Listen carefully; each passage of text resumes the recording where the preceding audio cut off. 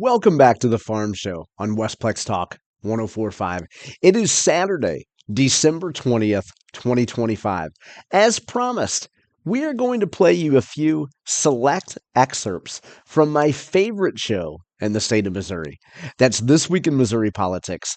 This week, Scott Fawn had the brand new Missouri Farm Bureau Vice President, Andy Clay, on the show.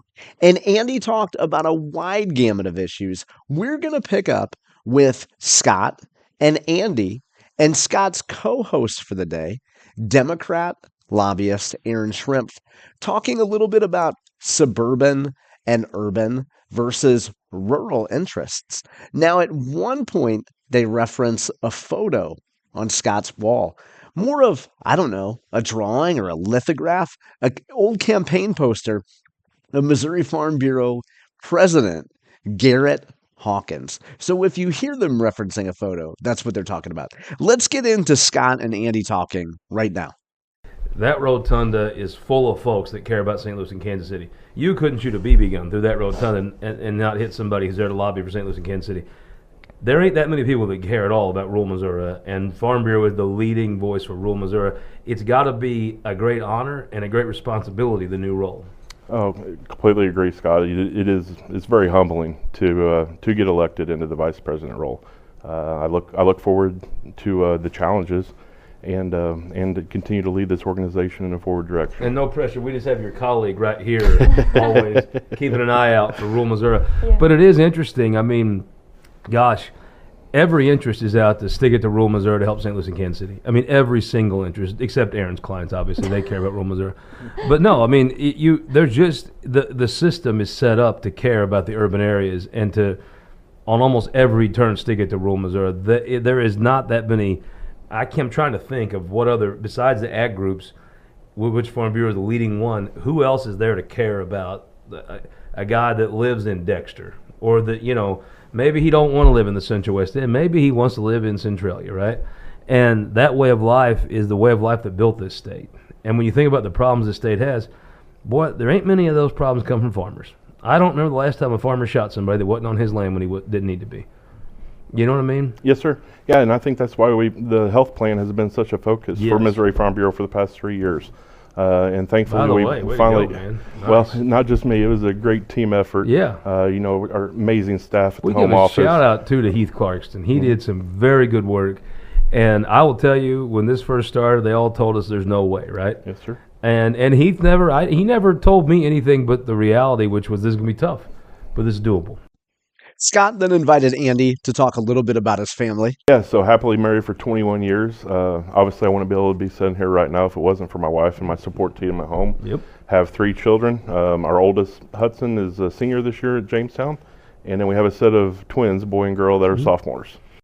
From there, Scott and Andy talked a little bit about Governor Kehoe's victory in the 2024 Republican gubernatorial primary, and then talked about the hottest legislative topic as it relates to farm production, and that is glyphosate, the old Monsanto and the modern day Bayer. Here's what they had to say. Now, Governor Kehoe, he said, I pulled out this map. I got this great map here. Speaking of Farm Bureau, endorsed Mike Kehoe very early in this primary. Yes, sir. This is the map of the primary votes. You'll notice all the Farm Bureau members voted Kehoe, but the St. Louis people voted Eigel. And I asked him, he was sitting right there. I was like, now, Governor, you're going to do school reform in 27, which is needed, I think you have to say. But there's a way this could go, where they stick it to all these Kehoe voters and send the money to the Eigel voters. I was like, the folks in Dexter and Bernie and Bell City and Puxico and Dudley, that's just Stoddard County, Richland, that voted for you. Should they be worried that you're going to stick it to them to pay for a second, third, fourth school in St. Louis for each kid?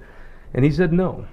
And I tell you what, most politicians, when they tell me something, I'm like, I actually believe his word. Yes, sir. Now, maybe that's naivete. And Mike Kehoe's my kind of guy. I just be honest. He's kind of guy I want to have a beer with. He's kind of guy, you're talking about a reasonable, rational thinking Republican. That's my folks. So maybe I'm Pollyanna about this. But I actually believe when he says something, that's what he means. No, And we'll agreed. see, right? I mean, that's the great thing about politics is there's a scoreboard. You know, is Jamestown to me, whatever percent of the DESE budget Jamestown gets today, you can have all. I think charter schools are fine. Great, do it. Well, let's be honest, they won't come to Jamestown. Yep. And to me, you know, it is true as the rural way of life has been under attack. You know, ag groups have to reach out and hold the hand of schools. Yeah. And they have to reach out and hold the hand of folks fighting for rural highways, because you gotta combine some of those together. But if they come in and Jamestown gets the same cut of the pie, I think it's hard to be too mad about what they do in Columbia. No, I understand. And it's very critical because the small communities, once they lose that school, It's over. the community Done. starts drying up. You're done. All right, so tell me what you farm. So corn and soybeans is our main row crops, and then a cow-calf operation. Do a little bit of backgrounding and stuff on the side as So well. if Casey Wasser's not on top of his game, you can just drive down the road and get a hold of him, Yes, right? sir. A close neighbor as well. Speaking of, it's interesting. I've watched this bear legislation unfold, and everybody hated Monsanto. I get it, and for pretty good reasons. Bayer has came in, and they've changed some of the things. I always thought Monsanto fell over, dollars to pick up pennies sometimes Yes. with how they treated folks. Understand. But if you stop making Roundup, the first of all, your farm still is going to have to use Roundup, some kind of Roundup, Some glyphosate of some kind. You just got to get it from China. Yep. And if you think Roundup's bad, you have no idea what's in that Chinese glyphosate. 100%. I just think, look, the trial attorneys have been the most successful lobby in the last, what do you say, Aaron, 10 years? 5 years? The strategy that Since they did Bratton and Moon. Yeah. So 6 years ago, they decided they would take kind of underdogs that Yeah. were underfunded. And Mike Moon always voted no on trial lawyer stuff. So, but like a guy like Bratton kind of, he found his love for, what's that amendment? The Seventh Amendment, trial by jury. Sometimes when politicians can't quite raise enough money, they decide they love that I stopped amendment. reading after the first one, free speech. Yeah, I'm with you on that. That's the only one that matters. So. In Monotone County, the second one I think they threw in there the high priority, but I'm more of the fifth, as Dave Chappelle would say. Out of all the amendments to the Constitution, I can only choose one. It's the fifth one. 1, 2, 3, 4, Fifth Amendment. We should have made a sign, You Kelp, should- with the fifth FIF Yeah. on Well, it. actually, one day Anything you say fifth, we'll do the show. You wear a Fifth Amendment T-shirt. I'll wear the First Amendment T-shirt. It'll be like a. I'll have you amendment. 5-1. Yeah. Fifth Amendment's done me well in life. But back to the Bayer and the Roundup issue. Like I am learning a lot about owning land. But like we had an invasive plant that came in that like the animals can't eat, and we had to block them from getting over there. How do you get rid of a huge patch of invasive plant that's toxic to Are animals? you asking Andy to stop by your farm on the way back to Monotone County? Because it's kind of on the way. Andy, I a have little bit. questions.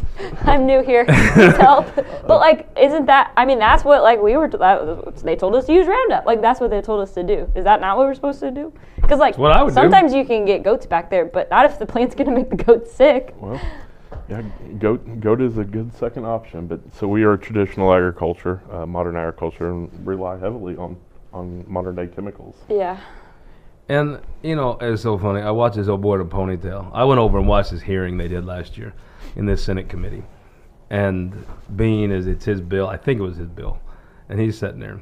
And Curtis Gregg, this boy comes up with his ponytail, and he's an expert, right? Expert. Probably still wearing his mask, if I had to guess. He's such an expert.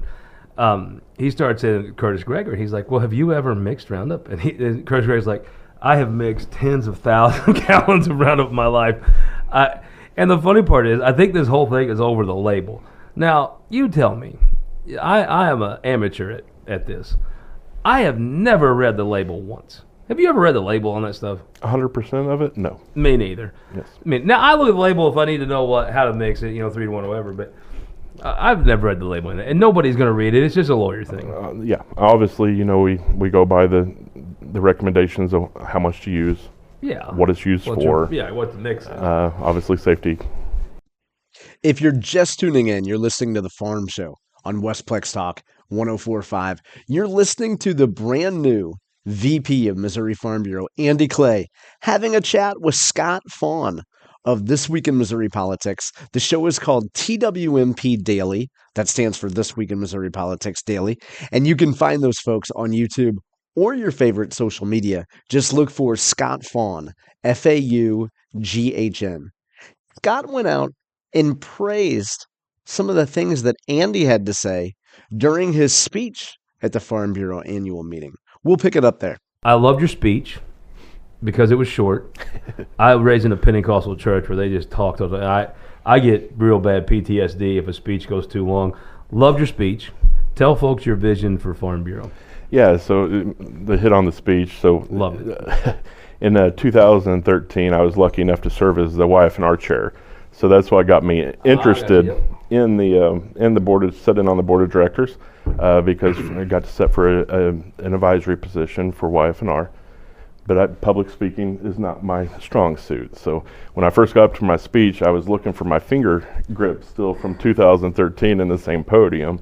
But anyhow, yeah, the future of Farm Bureau is bright. We've got to continue to show younger members the importance of getting involved, staying involved, and even though giving up time for anything in today's world is tough, but to give it up for Farm Bureau is key. And I'm hoping to show them I'm not considered a young farmer anymore. But I used to be considered young at some things. It's not really anymore. Understand, That but was great. I'm hoping to show them that, obviously I have a great support team at home that allows me to give up some time, but they need to see the importance of why being involved matters. Andy also talked a bit about the new Missouri Farm Bureau health plans.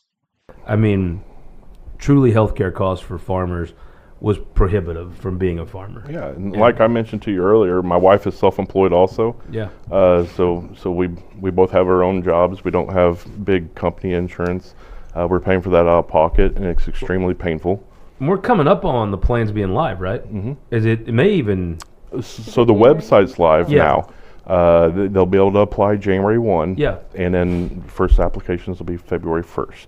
I think, when you talk about getting a health plan up and going, I'm going through some of those phone calls myself and some other endeavors right now.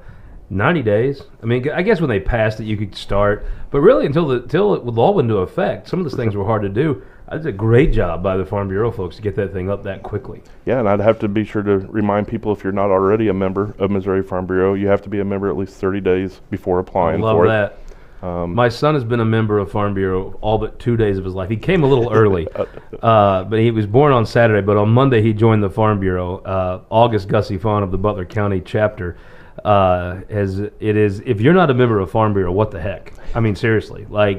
Now, I mean, if you live anywhere but downtown St. Louis or the Plaza, usually a member of Farm Bureau, trust me. You need somebody looking out for you, and ain't nobody looking out for you except the Farm Bureau.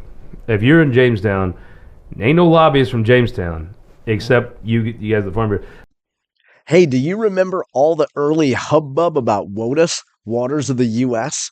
Well, Andy has a unique anecdote about his relationship with Garrett Hawkins and how that led to some national attention. So like I mentioned earlier about serving as the YF&R chair, obviously I got to know the staff a lot better on a more personal level and Tell get the to work canoe with story. them. That's what I want you to tell.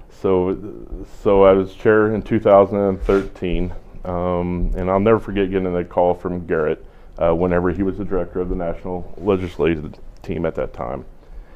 And he had this bright idea about the waters of the U.S. and he was aware my wife is a very good singer. Waters of the U.S. to Garrett is like the farm to Aaron. Exactly. You want to see Garrett come alive. You Yeah, mentioned I Waters of know. the U.S. and you're going to see Garrett come to action. Yeah. No, I'm sure Garrett's watching me right now, and his eyes just lit up And whenever I said. we all agree with Garrett, whatever that. Because I mean, Garrett you could be talking about something, and you have somebody mentions Waters of the U.S. and his ears just perk up. For sure. So anyhow, he had this, what he called a bright idea, and I laughed at him at first. He said, would you and your family be willing to do this skit? And at first I was not supposed to be involved. Not that I had a real big role in it anyways, but obviously my wife could sing. Him and his children came up with these, it's because of his children watching the Frozen movie. He used that song. And I never could have imagined a canoe in a dry ditch and a parody would get national attention. I mean, we were on Fox and Friends, Mike Huckabee, I got to see the picture. Where's this picture at? It's still on YouTube, the video and everything. Okay, I'm so, gonna, folks. Kelton, can you find this picture of Garrett and Andy in this canoe?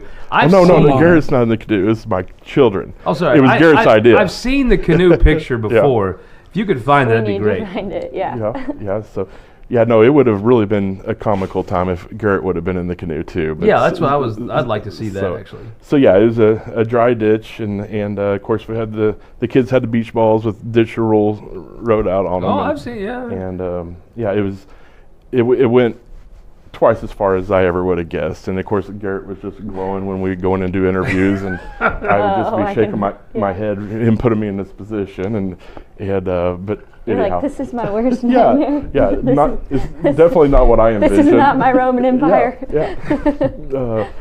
But anyhow, he has a great vision, always has, and looking forward to serving by his side.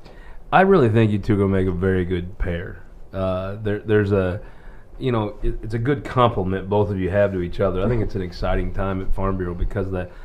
And before we go to break, we should note that both Scott and Andy paid homage to a woman who was just named to the NAFB, National Association of Farm Broadcasters, Hall of Fame. She's one of the Missouri Farm Bureau's own. Who is it? Scott will tell you. I got to brag on somebody, though. Did you see Janet Atkinson Rock is star. in the Hall of Fame now? Absolutely. Of Ag Media? I mean, what an awesome thing. When she first got hired, I was like, I knew who she was. I'm like, sure. We got her. Is that the same one? Right? I mean, because when I it was told before she was announced, I'm like, is that is that RFD? And they're like, yeah. I was like, how did we get her? Well, I guess I was just surprised. She has done such a great job with that comm stuff. And I mean, I am so tickled. From Houston, Missouri, going to go in the Hall of Fame. That is an awesome, awesome honor. You guys got to be proud of that at Farm Bureau to have somebody from your staff that's being honored on that level. Oh yeah, and kudos to Janet. I mean, amazing individual as a person, but also at her job and her career, obviously too. 100%, and just like Janet can finish her sentences because she knows what you're dealing with because she's been there, right? Yep. Nobody's seen it more up and down the road than she has. Okay, again, that was the new vice president of the Missouri Farm Bureau, Andy Clay, along with Scott Fawn of This Week in Missouri Politics. You can find the full interview at This Week in Missouri Politics on YouTube. When we come back, we'll play a few more select clips. You're listening to The Farm Show on Westplex Talk 104.5. We'll be right back.